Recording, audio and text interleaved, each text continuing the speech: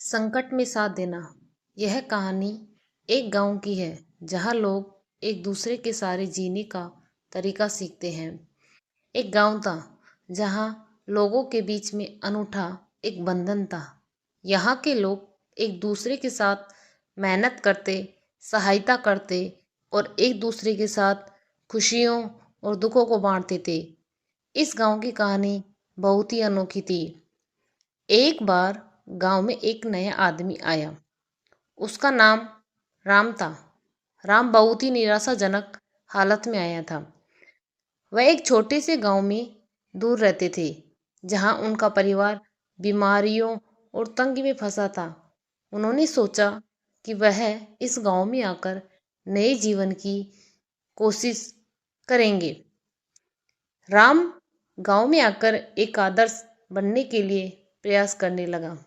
वे हर काम में मेहनत करते, दूसरों की सहायता करते और सबके लिए प्रेरणा स्रोत बन गए।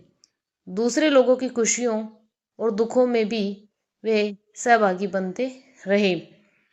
एक बार गांव में बड़ा दुख का समय भी आया, जब गांव के मुखिया का बेटा अचानक बीमार पड़ गया। उसकी स्थिति गंभीर थी और उसके परिवार को इलाज के लिए पैसों की आवश्यकता थी, लेकिन गरीबी के कारण परिवार के पास इतनी धनराशि नहीं थी। जब राम ने इसे सुना, उन्होंने तत्परता से अपनी सभी बचत की राशि का उपयोग करके परिवार की मदद की। वे नहीं चाहते थे कि इस दुखी परिवार को किसी भी हमारी तरह जूझना पड़े। उन्होंने बचत की राशि के साथ साथ दूसरे गांव वालों को भी अपील की और उन्होंने भी उस परिवार की सहायता की। इस आपातकाल में गांव वालों ने एक बड़ी टीम बना ली।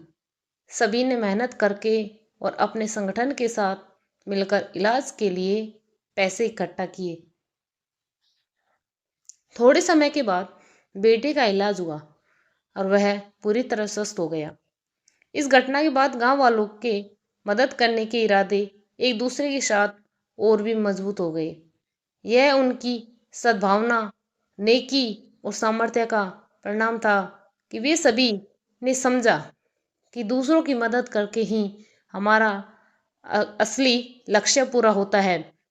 वह गांव अब एक परिवार की तरह था, जहां हर कोई एक दूसरे का सहारा था।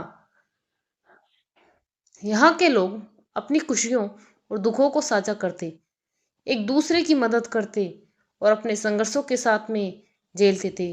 वे सब मिलकर इस दुनिया में एक सुंदर और समृद्ध जीवन जीने का तरीका सीख गए।